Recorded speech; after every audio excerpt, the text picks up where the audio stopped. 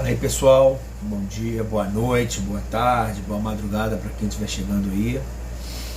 Vamos hoje falar a respeito do ativismo judicial e sobre o ativismo congressual.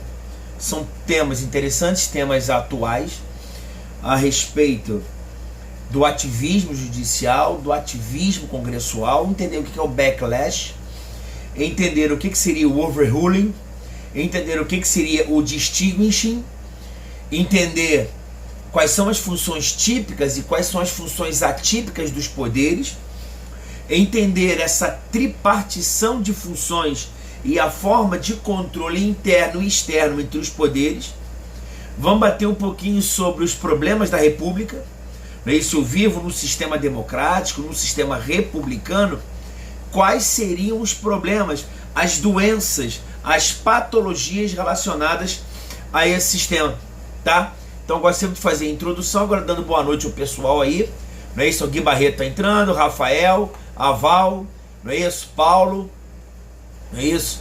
Daniel, o pessoal tá entrando aí, tá entrando devagarinho aí. Então hoje nós vamos conversar, não é isso? Um tema que tá muito em voga hoje, tá? Muito em voga hoje, do ativismo judicial. Então hoje a gente critica muito, não é isso? Você pode hoje criticar algumas posições do Supremo Tribunal Federal, você pode criticar a ausência de atuação do Congresso Nacional, você pode criticar a atuação do chefe do Poder Executivo, não é isso? Leia-se, por exemplo, o presidente da República, o governador. Uma questão interessante é se o chefe do Poder Executivo ele pode deixar de cumprir uma lei inconstitucional, se ele entendesse a lei inconstitucional.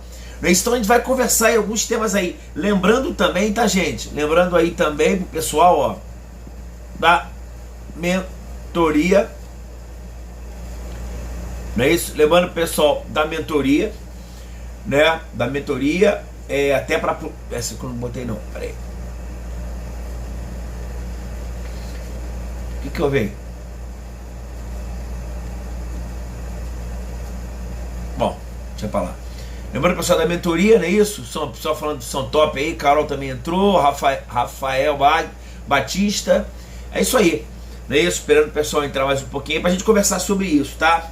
Então hoje o tema basicamente é um pouco de direito constitucional, não é isso? Conversa de direito constitucional, mas relacionado também ali, isso aí, uma média aí, não é isso? Sempre nas paradas aí. Então hoje é essa a ideia, tá? De conversarmos sobre ativismo judicial, ativismo congressual, backlash, overruling, distinguish, tripartição de poderes, funções típicas, funções atípicas e patologias republicanas e democráticas. Você vai querer tudo isso aí numa boa, tá? Tudo isso relacionado com direito constitucional. Maravilha? E a próxima live eu quero falar com os senhores a respeito da revogação da Lei de Segurança Nacional. Então minha próxima live vai ser especificamente sobre direito penal, né? E falando sobre a antiga Lei de Segurança Nacional, a Lei 7.170, 7170 de 83, e a nova lei, né, que fez a inclusão de crimes contra o Estado Democrático lá no Código Penal. Beleza? Então minha ideia é a próxima live a gente falar sobre essa alteração legislativa, essa nova lei aí, né, que está na vacância, que vai entrar em vigor agora, não é isso? Então é bom a gente já ficar atento a essas alterações. Maravilha? Beleza? Então, gente, vamos lá. Vamos começar com a nossa live aqui falando o seguinte, olha só. Primeiro entender que o Aristóteles foi o primeiro a vislumbrar numa tripartição de funções. Então o Aristóteles foi o primeiro a vislumbrar o seguinte, que existem três funções do governante, que é a função legislativa, função executiva e função de judiciário. Então a nossa ideia é o seguinte, que o administrador, que o reinante, que o governante, que o imperador, que o rei, ele teria a função legislativa, teria a função de fazer as leis, não é isso? Então ele faz as leis de obrigatoriedade geral dos seus administrados, não é isso? E embasado nessas leis que ele mesmo faz, ele passa a exercer a função executiva, que é fazer a gestão do interesse da coletividade. Então o monarca, não é isso? O reinante, ele faria as leis, e dentro dessas leis feitas por ele ia administrar fazer a gestão do interesse público, do interesse da coletividade. E na eventualidade de que alguém ofendesse essa lei, se alguém violasse essa lei feita por ele, ele também teria o poder de julgar essa violação à lei feita por ele. Então, na verdade, ele fazia-se uma lei e ela tinha uma mão dupla, que era de obrigatoriedade do administrado, e da mesma forma ele podia o quê? Ele podia julgar quando houvesse essa violação para cortar os excessos. Da mesma forma que a lei também vinculava a atuação dele. Maravilha? E aí foi Montesquieu, na verdade John Locke também falou isso, John Locke 1707, Montesquieu 1775, que ele vislumbrou que ele passou a vislumbrar essas três funções, essa função legislativa, essa função executiva e essa função judiciária em poderes diversos. Então essas funções, na verdade, a primeira pessoa que vislumbrou essa tripartição de funções foi Montesquieu para alguns, John Locke para outros, mas não importa quem vislumbrou, o que importa é a ideia de que cada um desses poderes vai desempenhar as suas funções. Então o poder executivo vai desempenhar a função executiva da mesma forma que o poder judiciário, da mesma forma que o poder legislativo. E ele vislumbrou que esses três poderes deveriam orbitar de forma harmônica, de forma independente, porém de forma harmônica. E o que é essa harmonia? Essa harmonia, que é interessante falarmos, não é a perfeita concordância entre os poderes. Então falar que os poderes devem ser harmônicos entre si não significa dizer que tudo que o poder judiciário faz, os outros poderes são obrigados a concordar. Que o poder legislativo faz, os outros poderes são obrigados a concordar. Significa dizer que entre esses poderes vai haver uma função típica, uma função precípua, uma função principal e as funções acessórias. Então Montesquieu e a doutrina atual, ela fala o seguinte, caramba, esqueci de começar a gravar no YouTube, burro demais, mas tudo bem. Esqueci de gravar no YouTube, bem feito, é burro, não é isso? Mas aqui a gente começa aqui, não é isso? Burro, não é isso? Perdi um pouquinho, mas não tem problema não. É bom que eu salvo aqui no computador e depois eu mando lá para o YouTube, tá? De qualquer maneira fica aí, eu acho que eu vou salvar aqui agora aqui. Então vou manter tudo aqui. Então qual é a ideia? Eu tenho, quando você fala dos poderes são independentes e harmônicos entre si, eu estou falando do sistema de freios e contrapesos, o sistema de check and balances. Então se eu tenho um sistema de check and balances, significa dizer que cada um desses poderes tem que serem desempenhando as suas funções precípuas em órgãos diferentes, sendo que eles vão ter duas coisas. Quais são as duas coisas principais? Ele tem a sua função típica, mas também vai ter as suas funções atípicas, e da mesma forma também eles exercem o controle nos demais poderes. Então, André, quais são as duas grandes funções do poder judiciário? Olha, primeiro, o poder judiciário, analisando em si, ele tem as funções típicas do poder judiciário e as funções atípicas. As funções que eles são precípuas e as funções que eles são não precípuas, não são principais, são acessórias. E também a outra função do poder judiciário é fiscalizar, é controlar, é regular da maneira adequada o desempenho das funções do poder judiciário e do poder legislativo, do poder executivo e do poder legislativo. Então isso que eu tenho o sistema de freios e contrapesos, é aqui que eu tenho o sistema de check and balances. Então num português muito claro, né, num direito constitucional muito simples, ou até é muito básico a gente falar sobre isso, qual é a função típica do poder legislativo? Qual é a função típica do poder legislativo? Né? É óbvio que é fazer as leis, legislar, não é isso? Ele também exerce a função, a fiscalização contábil, financeira do poder executivo, que é feita através do Tribunal de Contas. Tribunal de Contas, que é vinculado ao poder legislativo, artigo 70 da Constituição. Então entenda que a função principal do poder legislativo é legislar. Maravilha? Mas o poder legislativo, ele desempenha funções executivas? Ele desempenha uma função judiciária? Sim. É isso. Uma das formas, né, isso, da função executiva dele é justamente no poder legislativo criar cargos dentro do seu poder. Criar cargos na Câmara dos Deputados, criar cargo no Senado Federal, não é isso? Uma atividade de concessão de férias, concessão de licença a senadores. Então existem as funções precípias, funções típicas e funções atípicas. Qual é a outra função atípica do Poder Legislativo? Né? Quando que o Congresso Nacional, quando que o Senado, por exemplo, ele julga alguém? No impeachment, por exemplo. Não é isso? Quando o Senado Federal, ele julga crimes de responsabilidade praticados pelo presidente, ele está exercendo uma função do Poder Judiciário. Quer dizer, uma função judiciária. Natureza jurisdicional. Maravilha? Então você fala, André, qual é a função do Poder Legislativo? Fazer as leis. E as funções atípicas? Olha, volta e meia ele julga, que é no caso do impeachment, por exemplo, e também ele administra. Ele administra o quê? Os seus próprios integrantes. Concede férias a senadores, cria cargos dentro do Senado, cria cargos lá na Câmara dos Deputados. Não é isso? Essas são as funções típicas e funções atípicas. Ah, André, com relação ao Poder Executivo, qual é a função principal do Poder Executivo?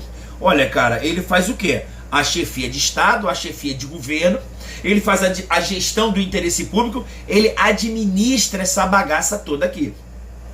Ah, mas eventualmente ele exerce a função legislativa? Claro, como presidente da República, ele pode editar medidas provisórias. Uma função muito clara que o Poder Executivo faz uma função legislativa é quando o presidente da República, o governador do Estado, ele faz uma medida provisória. Ah, mas ele também, ele pode exercer a função judiciária, jurisdicional? Claro. Quando, por exemplo, você amanhã policial civil, né, você comete uma infração administrativa, você vai ser julgado através de um processo administrativo disciplinar. Então vai ser instaurado um PAD, onde o Poder Executivo ele vai te julgar se você cometeu ou não uma infração. Maravilha? Ah, André, e o Poder Judiciário? Qual é a função do Poder Judiciário? E aí é o ponto da nossa live. Olha, o Poder Judiciário tem a função de julgar, tem a função de exercer a sua jurisdição. E o que é a jurisdição? A jurisdição para uns é a aplicação da vontade concreta da lei, para outros é a justa composição de um conflito, de uma lide. Então o que me interessa é que o Poder Judiciário ele tem como função principal o exercício da jurisdição. Maravilha? E as funções atípicas? O Poder Judiciário ele exerce função legislativa? Sim. Como por exemplo, ele faz seus regimentos internos. Eu tenho o regimento interno do Supremo, eu tenho o regimento interno do STJ, eu tenho os regimentos internos. Maravilha? E ele também tem natureza executiva? Também, claro. Não é isso? Quando ele concede férias aos juízes, não é isso? Quando ele cria cargos dentro do Poder Judiciário, quando ele aumenta os subsídios dos seus servidores. Então eu quero que você visualize o Montesquieu ele visualizou, o Aristóteles visualizou as três funções na mão do governante. Não é isso? Então se o André é o rei do Egito, ele tem três grandes funções, que é a função de legislar, fazer as leis, de julgar e de administrar. O Montesquieu, olha, isso tem que ser poderes em pessoas diversas. E eu colocando em pessoas diversas, elas vão ter as suas funções principais, as suas funções não principais, e um exerce controle através do outro. Então eu gosto de falar assim, né? Porque dá para dar uma luz para a gente dos aspectos políticos da nossa sociedade. Quando um poder entra em conflito com o outro, não significa dizer que necessariamente está havendo uma desarmonia. Ah, está havendo uma harmonia entre os poderes, porque o poder executivo não concorda com o judiciário. Mas quem te falou que a harmonia é que se concorde? Eu posso ter uma harmonia sem que haja uma concordância.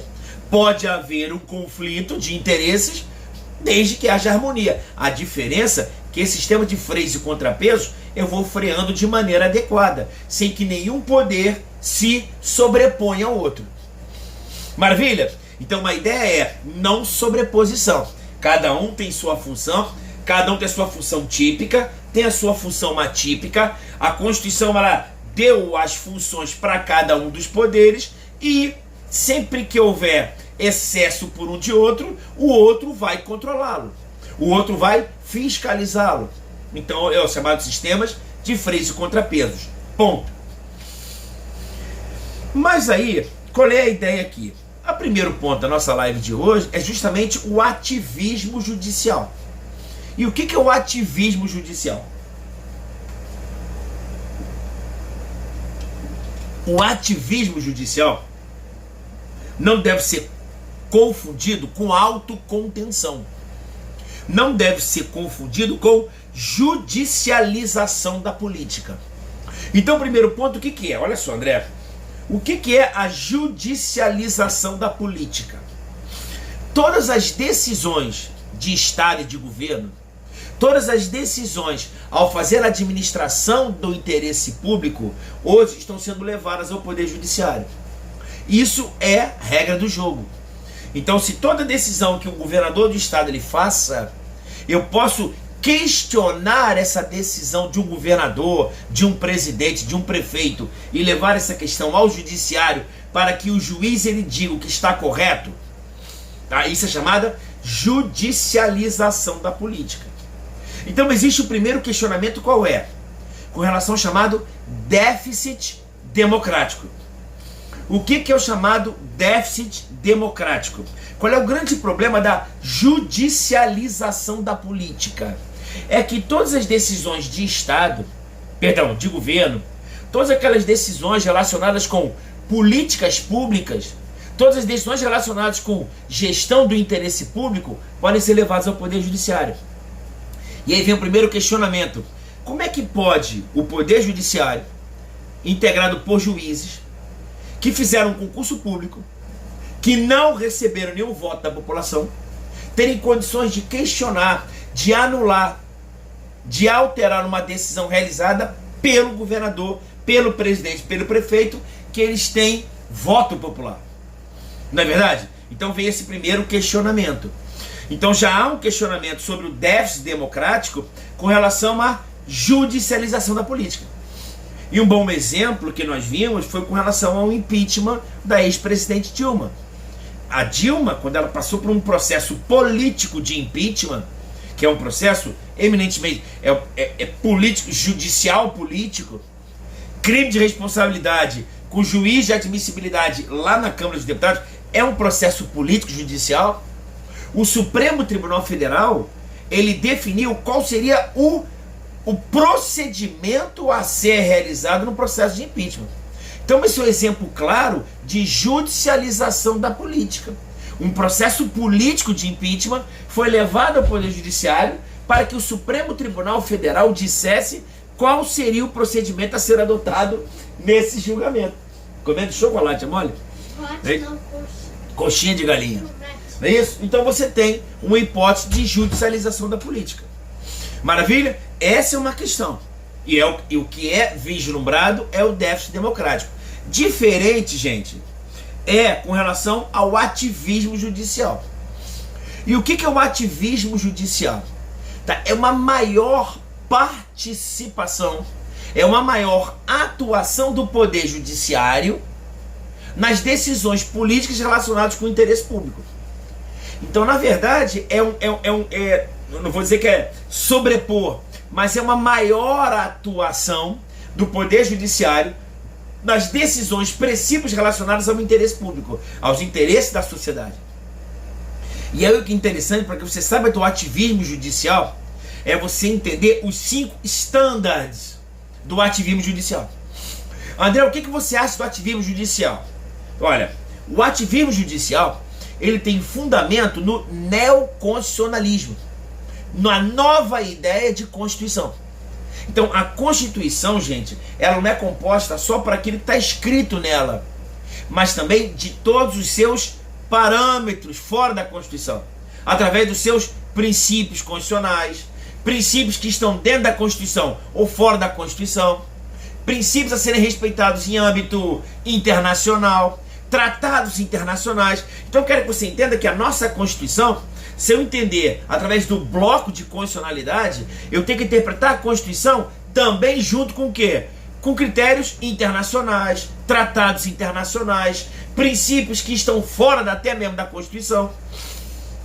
Isso é chamado bloco de constitucionalidade, que tem como fundamento o neoconstitucionalismo. E quais são os 5 standards relacionados com o ativismo judicial? André, quando que eu tenho que ter o maior ativismo judicial? Quando é que você acha que o juiz tem que interferir mais nas políticas públicas?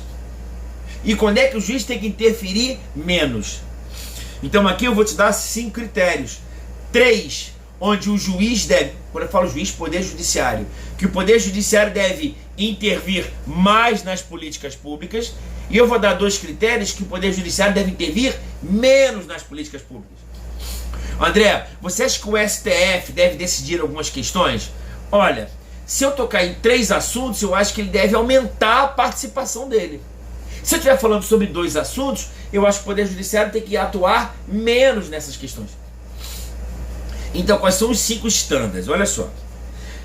Sempre que o Poder Legislativo ou o Poder Executivo estiver adotando uma medida executiva ou elaborando uma lei, sempre que eu tiver o Congresso Nacional fazendo uma lei, ou o Poder Executivo administrando o interesse público, e essa decisão legislativa ou executiva, ela tiver uma carga de preconceito ou de discriminação, então toda medida do presidente da República, por exemplo, onde que você conseguir vislumbrar um ato discriminatório, um ato preconceituoso nas suas decisões, eu devo aumentar a carga do ativismo judicial. As decisões do Poder Judiciário devem ser mais proativas. Entendeu? Sempre quando ele ofender o quê? Alguma questão discriminatória ou preconceituosa. Entendeu? Olha, então eu acho que agora todo preso ele deve não mais tomar banho de sol. O Congresso Nacional ele faz uma lei dizendo que o preso não deve sequer ter 2 horas de banho de sol. Por quê? Porque preso é bandido, é desgraçado e não pode ter luz do sol. O Poder Judiciário ele pode, isso Congresso Nacional. É uma lei feita pelo Congresso Nacional. O Poder Judiciário deve intervir mais. A atuação desse ativismo deve ser mais firme? Sim. Por quê? Porque tem uma carga de preconceito nisso aí. Entendeu? Preconceito e discriminação. Um outro critério que eu posso aumentar a carga do ativismo judicial, aumentar a carga de participação do Poder Judiciário, é sempre que ou a ação do chefe do Poder Executivo ou do Congresso Nacional, do Poder Legislativo, eu tiver alguma medida que gere risco à democracia. Então qualquer critério, se você conseguir vislumbrar um risco à democracia, eu posso ter um maior ativismo judicial. Então o Poder Judiciário, olha que interessante, galera. O Poder Judiciário, gente, eu não quero que você, olha só, eu não quero nem que você concorde com o que eu estou falando, eu não quero nem que você fale amém, e nem que você leve em consideração ninguém. Então eu não estou falando do Bolsonaro, eu não estou falando do Barroso, nem do Alexandre de Moraes, eu não estou falando do Alexandre Frota, da Joyce Hasselmann, eu não estou falando de nada disso. Eu estou falando dos poderes. Se você estiver vislumbrando algumas pessoas, isso é problema seu, não é meu. Estou dando matéria. Então sempre que você vislumbrar alguma lei ou alguma ação do chefe do Poder Executivo que gere risco à democracia, o Poder Judiciário pode exercer uma atuação mais efetiva. E terceiro, sempre que uma decisão do Poder Legislativo, do Poder Executivo, ele, na verdade, ele adote medidas que possam gerar risco para gerações futuras. Sempre que tiver risco para gerações futuras, como, por exemplo, algo relacionado com questões ambientais, questão do meio ambiente, não é isso? Uma intervenção forte no meio ambiente hoje pode ser que gere problema nas gerações futuras. Ou então uma intervenção menos efetiva, não é isso? Um desmatamento maior, desmatamento menor, eu não sei. Mas qualquer decisão, como por exemplo hidrocarbonetos fluidos, como por exemplo energia elétrica, não sei, não é isso? Como eu vou falar isso com vocês mais à frente, a proibição ou permissão do uso de amianto em construções. Amianto, ele claramente ele é cancerígeno, então eu posso proibir agora, sim ou não? Que eu quero que você entenda que o ativismo judicial ele deve ser maior através do neoconstitucionalismo sempre que houver risco à democracia, sempre que houver carga de preconceito ou de discriminação, e terceiro, risco para gerações futuras. Então decora isso, André. Quando que eu tenho um ativismo judicial maior? Risco à democracia, risco para gerações futuras e uma carga de preconceito ou discriminação das medidas ou do Poder Legislativo ou do Poder Executivo. presidente, governador ou prefeito adotam medidas que gerem risco a isso, ou o poder legislativo elabora leis que também gerem risco para isso, ponto. E quanto que o ativismo deve ser menor? Quais são as duas situações que eu vislumbro que o poder judiciário deve atuar menos? Quais são as hipóteses que o poder judiciário deve intervir menos? Bom, nisso aí eu não vou me meter. Então, se tiver risco para a democracia, eu posso me meter mais. Questão de preconceito e discriminação, eu vou atuar mais. Não é isso? Questão que pode gerar problema para gerações futuras, eu vou intervir mais. E quando é que eu vou intervir menos? Primeiro, galera, se a atuação do poder executivo e do poder legislativo tiver eminentemente falando de questões técnicas. Questões técnicas. Então, sempre que eu falar, por exemplo, de telecomunicações, uma decisão que fale sobre telecomunicações, uma lei que fale sobre exploração de petróleo, uma lei que fale sobre transporte, eu não sei. Se a lei ou a decisão do poder executivo for técnica, eminentemente técnica, eu tenho que ter um ativismo judicial menor. O poder judiciário fala, nesse ponto eu vou intervir menos. Maravilha? É uma questão interessante. Se você quiser, né, polemizar isso aí, você fala o seguinte, olha, com relação à vacina, qual é a melhor vacina? Tem que usar mais? O que o poder judiciário fala? Olha, eu vou intervir menos, porque eu estou falando de questões técnicas. Tem que ouvir a Anvisa, tem que ouvir os órgãos técnicos, não é isso? A Fiocruz, Instituto Butantan, pesquisas. Eu vou intervir menos. E também eu vou ter um ativismo menor quando já houver algum tipo de deliberação popular.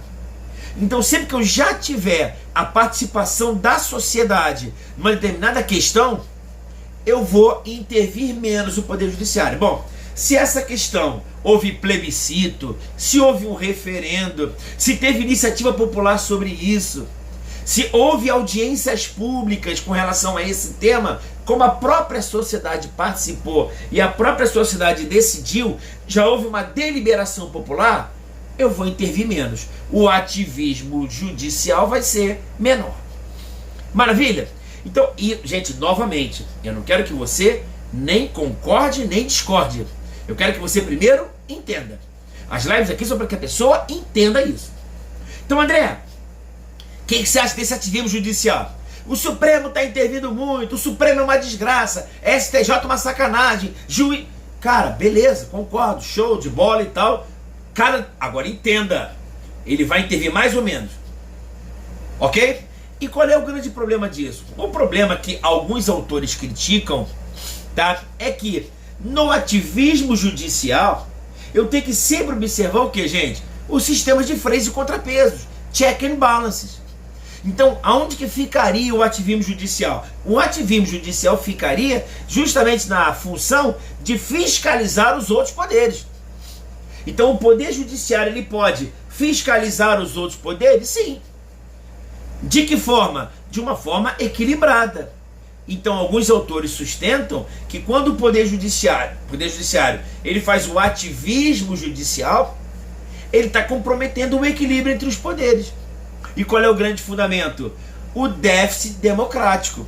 Se o poder judiciário está se metendo numa decisão do poder executivo e do poder legislativo, é uma pessoa que não teve os votos, que está alterando ou substancializando uma decisão feita pelas pessoas que tiveram voto. Entenderam? E o que é muito interessante é que quando você fala de poder legislativo, olha que legal. O poder legislativo, ele é um poder representativo de todos. André, quem que representa os deputados federais na Câmara dos Deputados? Todo mundo. Eu tenho todos os partidos que têm representatividade na sociedade. Uns mais, outros menos. Mas no Congresso Nacional eu tenho representatividade de todos. E o Poder Executivo? Quando você fala do Bolsonaro, quando você fala do governador do estado e do prefeito, ele é o presidente de todos ou ele é o representante da maioria? Ele é o representante da maioria. Não é isso? Por isso tem um montão de gente dizendo fora, fica fora, porque o presidente da República, ele é o representante das maiorias. E o Congresso Nacional, representante de todos. Então, se o poder legislativo ele representa todos na sociedade e o poder executivo representa a maioria, o poder judiciário protege as minorias. É justamente a função contra-majoritária do poder judiciário. Então entenda, cara, na hora de você tomar um chopp, você fala, olha, eu entendo o que está acontecendo. Olha, o poder legislativo, ele representa todos, o poder executivo representa a maioria, e a função do poder judiciário é representar as minorias. Beleza? Ah, e qual é a outra função dele? Que, basicamente, gente, o poder judiciário tem duas funções. Para alguns autores, dos procedimentalistas, a função do poder judiciário é contra-majoritária, é a proteção das minorias. E para os substancialistas, a função do poder judiciário é justamente a aplicabilidade dos direitos e garantias fundamentais nas relações horizontais e verticais. Entendeu? Então essa é a questão. Entendeu? Eu tenho que analisar o seguinte: em que ponto o poder judiciário pode exercer seu ativismo. Ok? Então é isso. E aí o que é interessante, você me fala o seguinte: André, quais são os problemas do ativismo judiciário? Ó, eu tenho, não confunda a judicialização da política. O ativismo judicial é o quê? É a judicialização da política, né? Não de jeito nenhum. A judicialização da política é justamente as decisões políticas serem levadas aonde? Ao poder judiciário. Agora, o ativismo judicial é o próprio poder judiciário, por esponte sua. O que é esponte sua? Ofendendo inclusive a inércia, ao ser provocado, ele, ainda que não haja pedido da parte, ele pode adotar os seus aspectos pessoais e filosóficos nas decisões judiciais. O ativismo judicial nada mais é do que a aplicabilidade da tentativa de soluções sociais ao poder judiciário. E aí o Supremo vem dizendo, gente, na situação do consequencialismo. André, o que é o consequencialismo? É uma técnica decisória onde o Supremo Tribunal Federal, ao decidir, ele observa quais as consequências que ocorrerão na sociedade se ele tomar a decisão A ou a decisão B. Aí meu amigo Cavalcante está perguntando se o ativismo judicial deve ser provocado pelo Ministério Público ou deve ser iniciado pelo próprio Poder Judiciário. Das duas formas.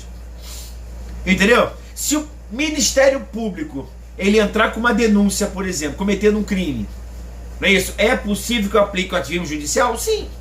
André, me dá exemplo que o Ministério Público oferece denúncia e o Poder Judiciário faz o seu ativismo judicial, por exemplo? É, por exemplo, de maneira muito simples, a aplicabilidade do princípio da insignificância da bagatela. Não é isso? É, por exemplo, quando o Supremo Tribunal Federal ele entendeu que o tráfico privilegiado não é crime hediondo, quando ele iniciar no regime aberto. Pessoal, novamente, eu não quero que você concorde com isso. Eu quero que você identifique por que ele faz. Então, ainda que a pessoa faça uma grande bobagem, é porque isso é uma prática que eu faço até no meu trabalho. Então, quando o bandido fala que estuprou uma criança de 3 anos de idade, eu não estou preocupado, eu não tenho que concordar ou discordar com o que ele fez, mas eu preciso entender as circunstâncias do acontecimento. Entendeu? Ah, não, essa menina de 3 anos ela é muito linda. Um bebezinho de 6 meses é lindo demais, ele merece ser estuprado. É difícil a gente compreender, mas eu não estou aqui para julgá-lo. Então eu não quero que você concorde com isso. Professor, desculpa a tua live, não estou gostando não, porque eu entendo que o Poder Judiciário não tem que atingir nunca, porque algum ministro supremo é desgraçado. Isso é uma coisa. Mas entenda o que fundamenta ele exercer o ativismo judicial. E o que fundamenta isso? Entendeu? A fundamentação é justamente essa. Que é ele, ao decidir, ele fala do consequencialismo. Caramba, eu tenho uma hiperpopulação carcerária. Não é isso? Eu tenho a atuação do direito penal. Será que a pessoa que furtou um negocinho de 10 reais deve haver intervenção penal nesse caso? E ao botando essa pessoa na cadeia, porque furtou um negocinho de 10 reais, eu estou aumentando o problema social ou reduzindo o problema social? É a solução pegar esse cara e botar na cadeia? Isso é chamado consequencialismo. Eu tenho que começar a avaliar isso aí. Mas é função do Poder Judiciário fazer isso? Tá? Isso normalmente acontece quando ocorre um vácuo em alguns poderes. Quando você vê o Poder Executivo não desempenhando as suas funções de maneira adequada, não fazendo a gestão do interesse público de maneira adequada. E também quando eu visualizo uma omissão do Poder Legislativo ao fazer as leis que possam vir a ser aplicadas, o Poder Judiciário passa a quê? A desempenhar um ativismo. Foi justamente o fundamento que o Supremo Tribunal Federal falou que a Lei 7716, que a lei fala de racismo, também abrange o quê? A homofobia. Vocês estão me entendendo? Então o Supremo falou o seguinte, olha só, está havendo uma omissão do Poder Legislativo? O Poder Legislativo está omisso ao fazer uma lei em que gere, que criminalize de maneira adequada a homofobia? Não, não tem. Existe projeto na Câmara dos Deputados para criminalizar a homofobia? Sim. Foi votado durante 8, 10 anos? Não. Então, como há essa omissão do Poder Legislativo, eu vou fazer o ativismo judicial. Eu não quero que você concorde, eu quero que você entenda. Entendeu? Porque você vai ter sempre o contra-argumento, né? O que você vai dizer para mim? Poxa, professor, você me desculpe, se o Congresso Nacional não fez uma lei até hoje criminalizando a homofobia, é porque a sociedade, ela não quer criminalizar a homofobia. É isso que eu entendo, professor. Fala, olha só, meu amigo, eu não criminalizar a homofobia, estou gerando algum tipo de preconceito ou discriminação? Ah, azar o deles. Azar o deles, é minoria mesmo, que se dane a minoria. Eu não sou gay mesmo, não é isso? Eu não sou homofóbico. Eu sei que tem gente morrendo por isso, mas eu acho que se a maioria não quer, ponto final. É justamente que o Poder Judiciário vai intervir protegendo essa minoria. Entenderam? É aquele problema que você analisa, por exemplo, no Afeganistão agora. Mulher com a cara de fora, bota a burca na cara. É maioria. Cadê a minoria lá para proteger os interesses dela? Maravilha? Que deve ser até a maioria lá, mas tudo bem. Também não me interessa isso. Perfeito? Vislumbrando isso, o que acontece? Poxa, professor, eu não estou gostando disso não. A tua live não está legal não, porque o Poder Judiciário é que dá a última decisão. Então você está me dizendo então que é o Poder Judiciário que decide por último, é ele que tem, no exercício da jurisdição, a sua característica da definitividade. Então o juiz ele decide de forma definitiva esse conflito, sendo que ele ainda pode intervir nos outros poderes, colocando na sua decisão os seus ideais políticos para isso. Isso não vai gerar um desequilíbrio, sim ou não?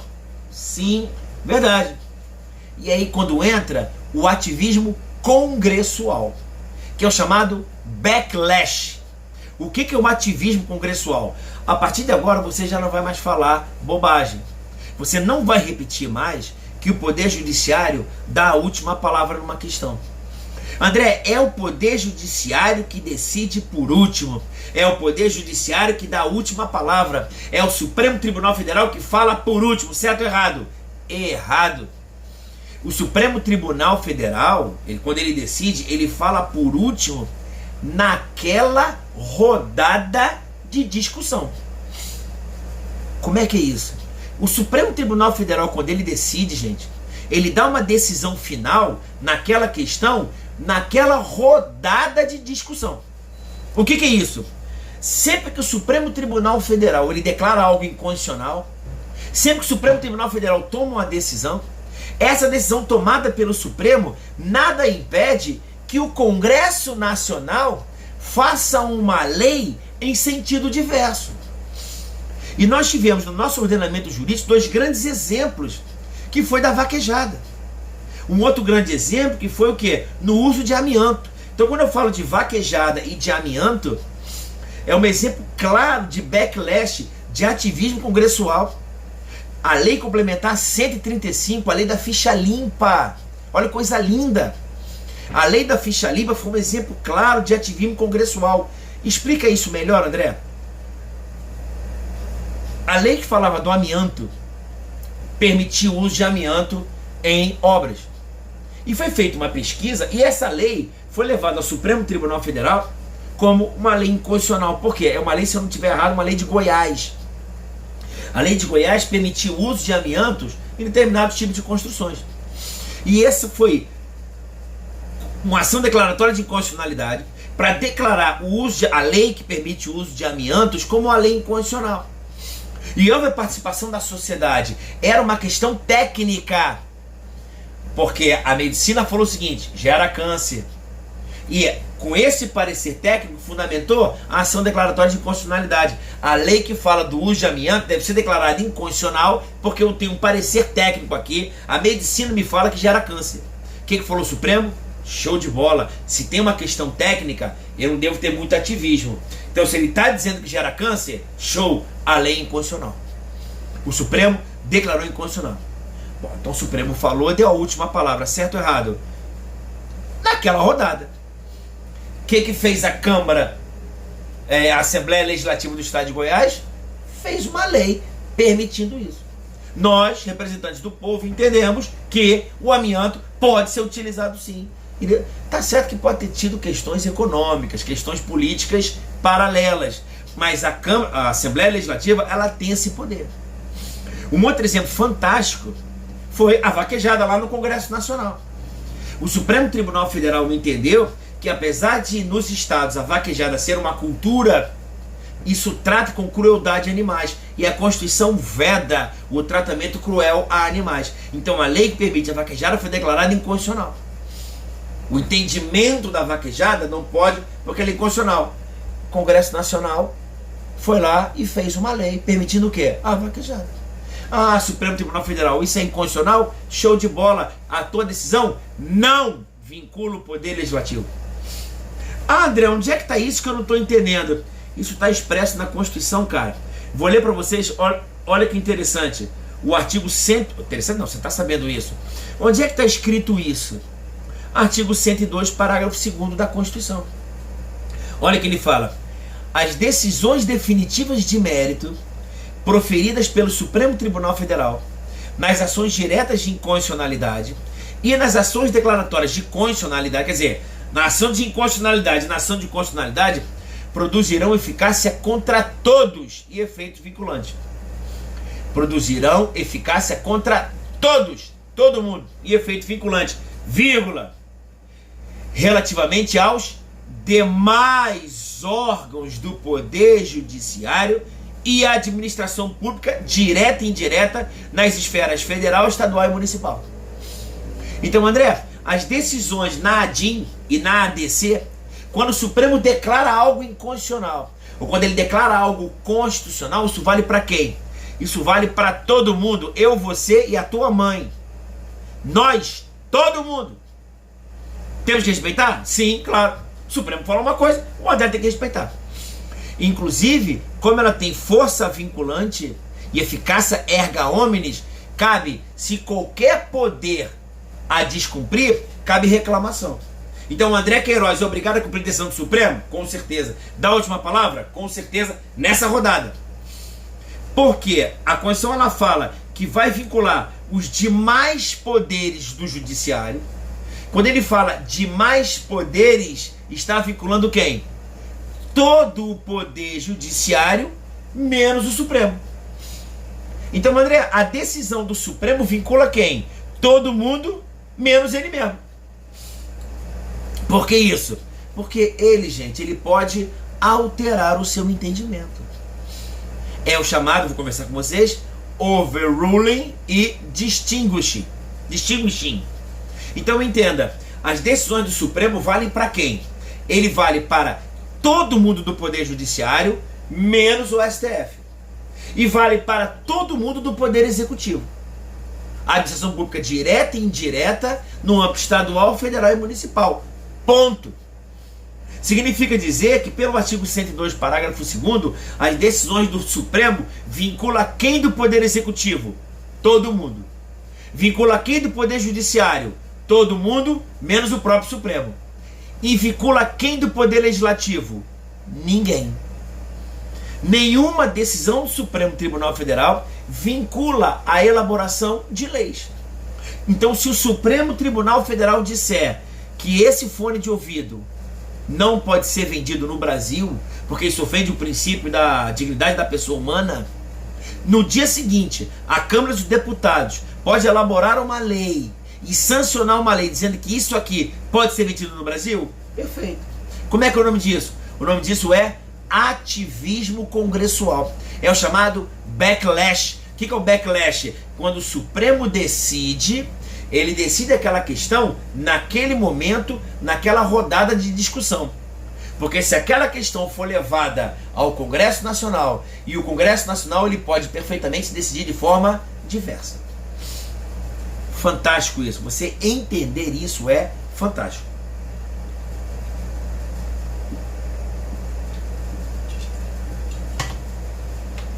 O que mais que ele deveria falar, tá?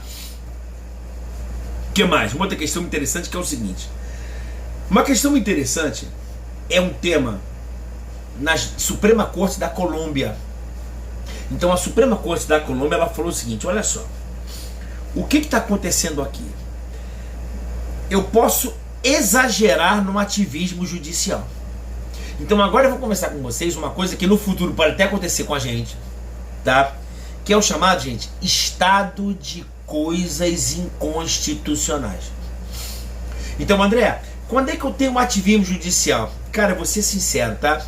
O ativismo judicial nada mais é do que uma valorização dos precedentes. Não é isso? Então, o ativismo judicial ele vai observando os precedentes. Né? Então, sempre que eu tiver, né, decisões sempre concomitantes do mesmo tema, eu vou gerando precedente e eu vou balizando o ativismo judicial. Então, se tiver risco à democracia, problema com gerações futuras e preconceito, o Poder Judiciário deve ser mais atuante. E sempre que houver já uma deliberação popular e uma questão técnica, o Poder Judiciário deve atuar menos, exercer menos ativismo judicial. André, o Poder Judiciário exerce o ativismo judicial quando? Com o exercício da jurisdição. Não é isso? Há necessidade de que alguém peça que ele faça o ativismo judicial? Não. O Ministério Público vai pedir isso? Não, porque isso é ativismo judicial. E tudo que o Poder Judiciário decidir, mesmo com uma carga política, é aquilo que o Roberto Barroso falou, nós temos que botar a sociedade num caminho correto. Ele entende que uma pessoa é antidemocrática, ele quer botar a sociedade no caminho correto. Como? Com ativismo judicial. Por quê? Porque ele entende que algumas pessoas podem gerar risco para a democracia, algumas pessoas podem ser preconceituosas, algumas pessoas podem comprometer gerações futuras. Isso é na cabeça dele. Então ele entende que qualquer decisão feita pelo chefe do Poder Executivo, o Poder Judiciário tem que agir mais, tem que ter o maior ativismo judicial. Isso é o ministro que está falando. Ele está certo ou está errado? Não me interessa, galera, eu não estou aqui para isso. Ok? Estou aqui para fazer tua cabeça, estou aqui para te dar condições para que você tenha a sua própria opinião. Agora, pode ser que haja uma omissão muito grande, tá, com relação ao Estado. Então, às vezes, um país, um Estado, ele fracassa tanto que eu passo a avaliar a situação, que é o chamado estado de coisas inconstitucionais. Então, eu vejo de uma forma estruturante quais são as 3 características que eu vejo o estado de coisas inconstitucionais. Resumindo, galera, a M tá gigante. Não é isso? Você fala o seguinte, poxa, André, olha que interessante. André, eu não queria falar mal não, mas pô, a Polícia Civil, poxa, não está investigando bem. Poxa, André, o Poder Judiciário, ele não exerce a jurisdição muito bem. Pô, o governador de um estado está roubando, o prefeito está roubando, o Tribunal de Contas não fiscaliza, a polícia não me dá a segurança adequada. O que mais? Prefeito não faz isso. Cara, o SUS, sistema de saúde está ruim. Cara, a educação está ruim. Não é assim que você pensa? É assim que você pensa. Não é isso? Mas o que acontece? O que ocorre quando há o estado das coisas inconstitucionais? Primeira característica, gente, é quando você vê o fracasso completo das políticas públicas. Quando você observa, tá, que toda a atuação estatal em todos os ramos da sociedade ocorre um fracasso completo das suas políticas públicas, eu passo a estar no estado inconstitucional, estado de coisas inconstitucionais. O que é isso? Você pode começar a pensar, por exemplo, no sistema carcerário. Se eu conversar com você sobre o sistema carcerário, vai todo mundo ficar me olhando e não vai entender nada dessa live. Vou falar para vocês o seguinte, gente, veja bem. Uma das funções da pena é o caráter da ressocialização. Então o indivíduo, quando ele comete um crime, ele tem que ser devidamente processado, ele tem que ser preso, conduzido de maneira adequada, faz-se uma audiência de custódia, olha meu tom de voz mudando, faz-se uma audiência de custódia, e lá ele vai ter que ser denunciado por um promotor, vai ser garantido o devido processo legal contraditório para a defesa, ele vai ser condenado, ele vai cumprir a sua pena em regime fechado, em presídio de segurança máxima, onde ele possa ter a sua ressocialização. Lá ele vai ter direito a banho de sol, ele vai ter direito ao trabalho remunerado, com 3/4 do salário mínimo, ele vai ter... Professor, o que está falando aí? Você viu falar no presídio de Pedrinhas? Já entrou no Ari Franco?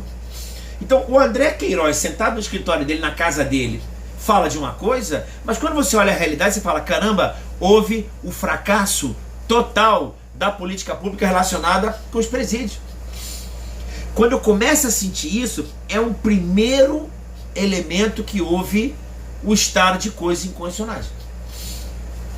Um segundo elemento claríssimo é quando você tem a ofensa massiva de direitos humanos. Entenda, não é uma ofensa a direitos humanos, é uma ofensa generalizada.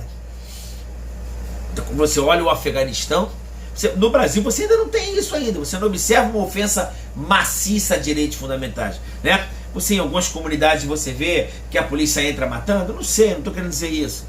Né? Quando a pessoa vai ser atendida no SUS e ela não é bem atendida, poxa André, se você for no SUS, há uma ofensa a direitos humanos. Quando você vê a atuação da polícia, há ofensa a direitos humanos.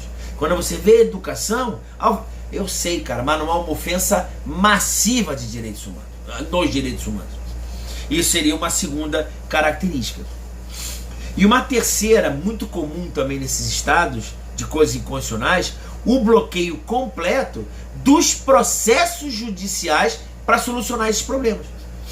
Então eu vejo, na verdade, uma estrutura seguinte, é o chamado F, aquele F com letra maiúscula. Cara, ferrou tudo. Entendeu? Ferrou tudo. Por que ferrou tudo? Ferrou tudo porque eu não consigo ver nenhuma solução para isso. Eu vejo as políticas públicas tentando mudar isso, mas é um fracasso completo. Tudo que o ente federal, estadual, municipal tenta resolver o problema, há um fracasso completo.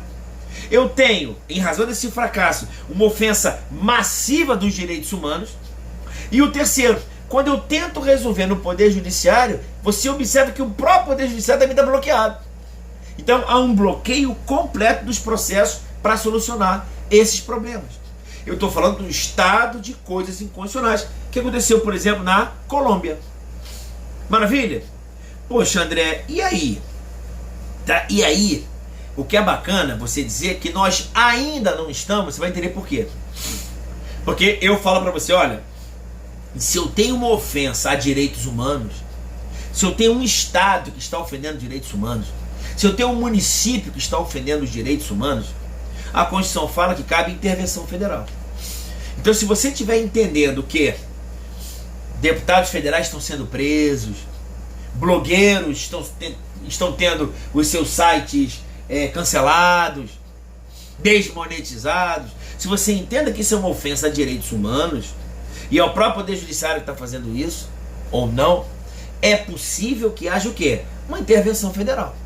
É possível? Sim. Entendeu?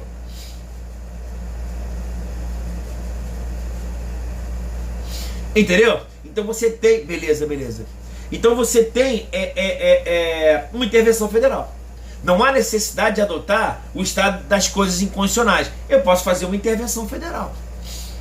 André, e se eu tiver, por exemplo, um fracasso das políticas públicas, mas não um fracasso completo?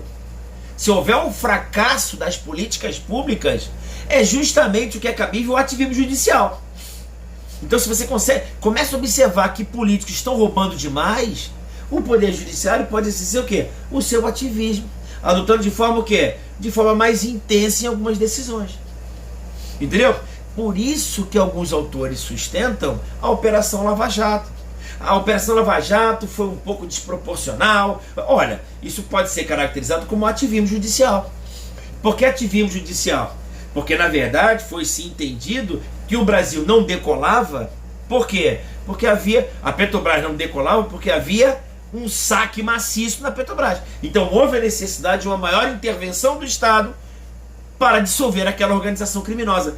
É a ideia, não estou dizendo que você concorde, não quero que você concorde, quero que você entenda. Maravilha? E o terceiro também, quando há, interessante, né? Quando há bloqueio nos processos, quando você vê que o Poder Judiciário não soluciona nada, porque existe uma força política muito grande que atrasa os processos, você pode também ter o ativismo judicial, mas principalmente, sabe o que? É a pessoa começar a falar na imprensa sobre isso. É a chamada publicização das decisões judiciais. Você passa a ter, na verdade, o que alguns autores falam de manifestação fora dos autos.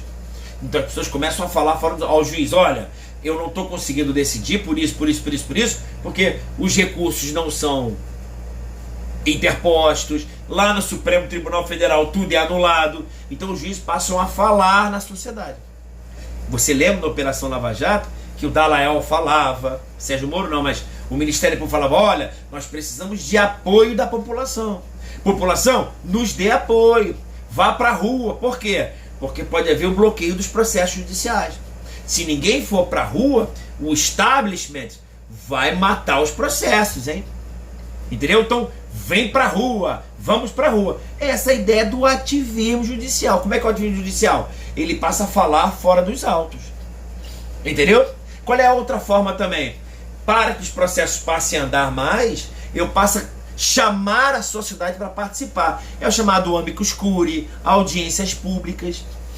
Então quero que você entenda que o ativismo judicial, ele pode gerar de várias formas. O que é o ativismo judicial? Olha, eu posso começar a falar fora dos autos, eu posso ter audiências públicas, eu posso fazer convocações públicas, eu chamo os amigos da corte para participar do processo. O que mais? Eu passo a intervir, a utilizar o consequencialismo. As minhas decisões judiciais passam a ficar preocupadas com as consequências que aquilo pode gerar. Isso é muito criticável, tá, gente? Eu estou dizendo que está certo. Eu quero que você entenda para te dar substrato para você poder questionar. André, para fechar, e qual é a consequência se eu chegar na situação de estado de coisas incondicionais? Olha que legal. Se eu estiver numa situação como na Colômbia, onde eu tinha as Farc que queriam integrar um partido, é isso? Aqui não sei se chegou muito perto não, mas lá na Colômbia você tinha as Farc, não é isso? As Forças Revolucionárias Armadas Colombianas queriam gerar partido político e queriam integrar o poder do Estado. É quase que o Talibã no Afeganistão.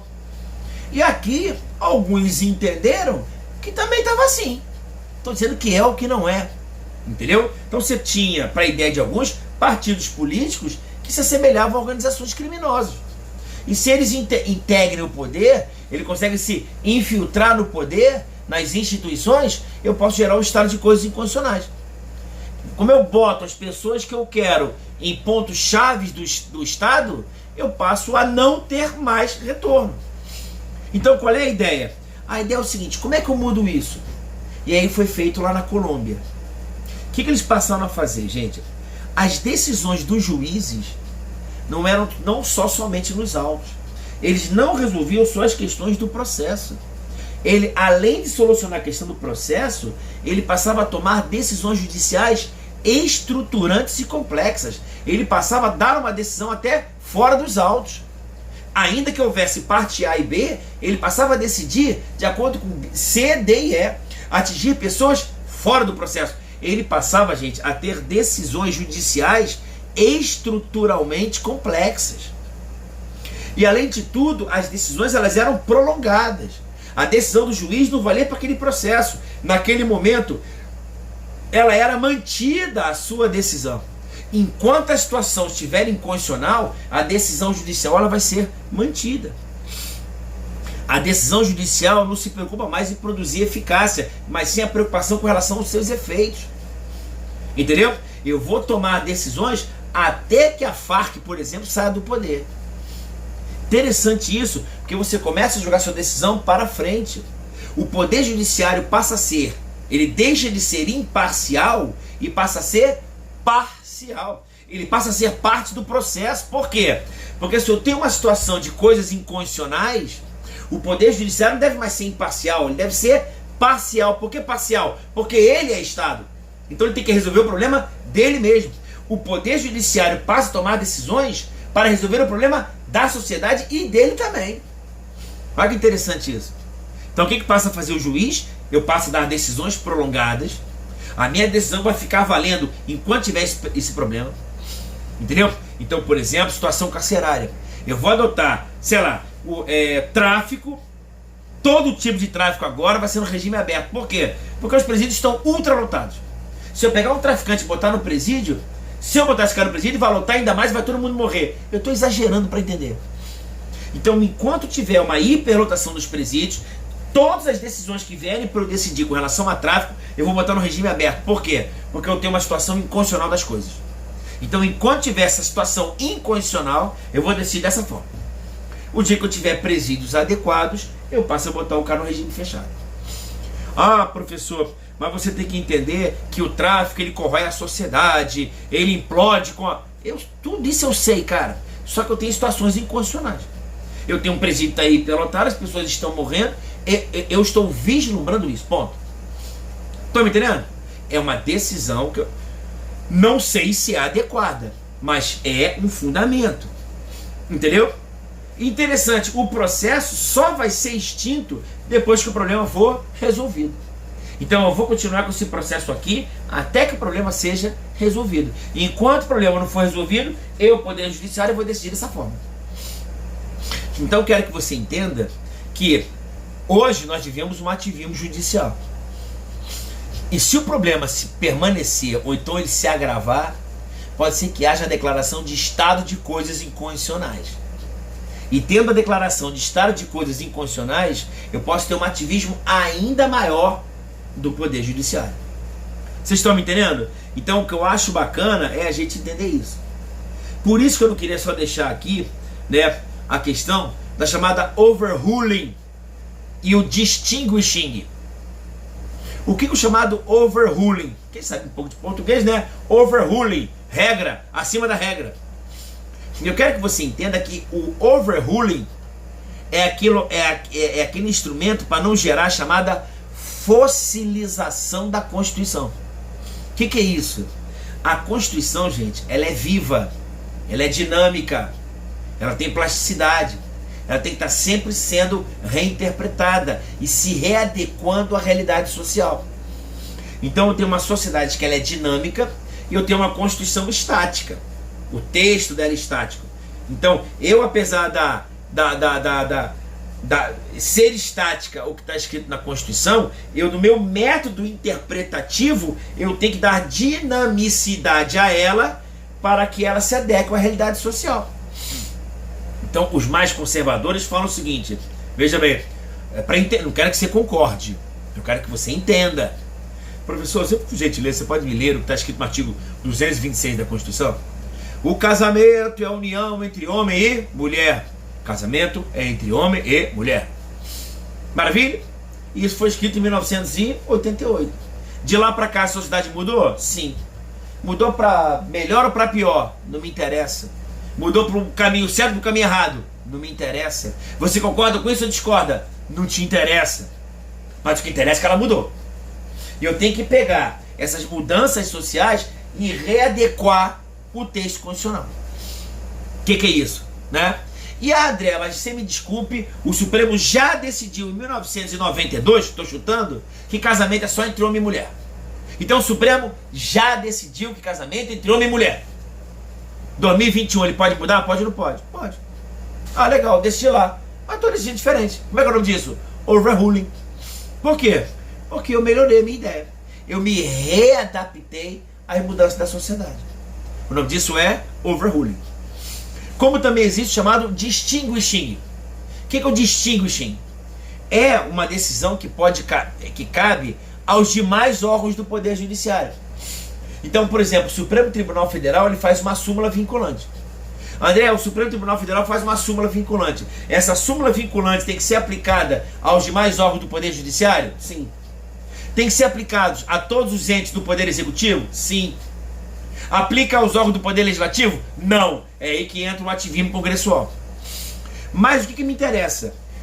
Os outros órgãos do Poder Judiciário podem deixar de aplicar uma súmula vinculante? Pode ou não pode? Pode. Ué, ela não é vinculante? Eu sei, mas o juiz que for aplicar ao julgar o caso concreto, ele pode aplicar o distinguishing. O que é isso? Ele vai deixar de aplicar uma súmula vinculante, porque ele entende que aquela súmula vinculante se aplica a outros casos e não o caso objeto do seu processo. Então o que faz o juiz? Apesar desse processo falar sobre o tema apesar da súmula falar vinculante, o Supremo tem uma súmula vinculante que fala sobre o tema a matéria A. Só que essa matéria A é aplicável para os casos 1, 2 e 3.